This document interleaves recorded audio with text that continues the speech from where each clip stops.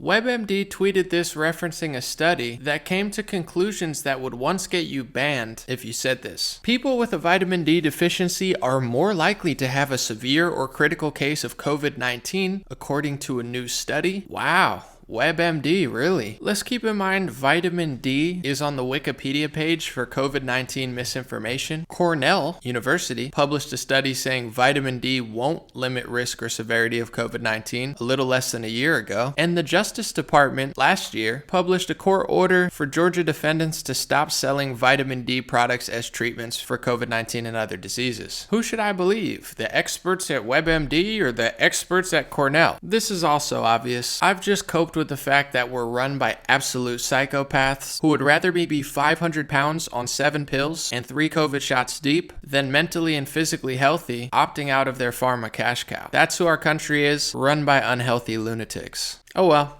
Pretty much everything I've ever got flagged or censored for was either a complete lie and a sloppy cover-up job by Facebook and Google, or it's something that the elite and medical establishment didn't want people to question and do accurate journalism and analysis on. Like, for example, this gem on CNN. Wearing a 3-ply surgical mask, don't wear a cloth mask. Cloth masks are little more than facial decorations. There's no place for them in light of Omicron. I still have a warning on my YouTube channel for saying something similar and actually referencing her, and the psychopaths at YouTube refuse to take down my warning, even though I've proven that they're wrong. They just don't care. They're absolute tyrannical psychopath scum. But I wanted to run this clip of Jon Stewart and then Joe Rogan saying similar stuff about the propaganda push to take away the First Amendment and let the corporate and political class turn this country into a Stalinite authoritarian hell zone. It's worth seeing and it's worth sharing. These are shifting sands.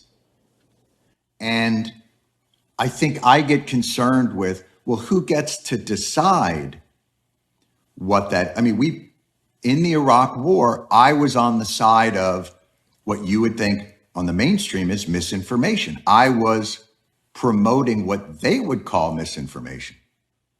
But it turned out to be right years later, and the establishment media was wrong. Also, the science has changed. Intelligent, very accomplished people, and they have an opinion that's different from the mainstream narrative.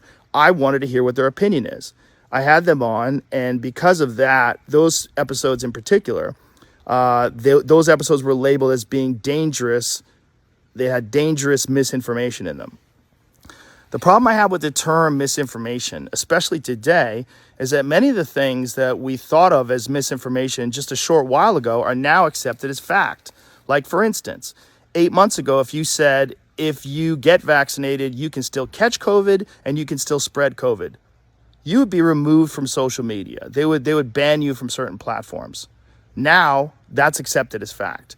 If you said, I don't think cloth masks work, you would be banned from social media. Now, that's openly and repeatedly stated on CNN. If you said, I think it's possible that COVID-19 came from a lab, you'd be banned from many social media platforms. Now, that's on the cover of Newsweek. All of those theories that at one point in time were banned were openly discussed by those 2 men that I had on my podcast that have been accused of dangerous misinformation.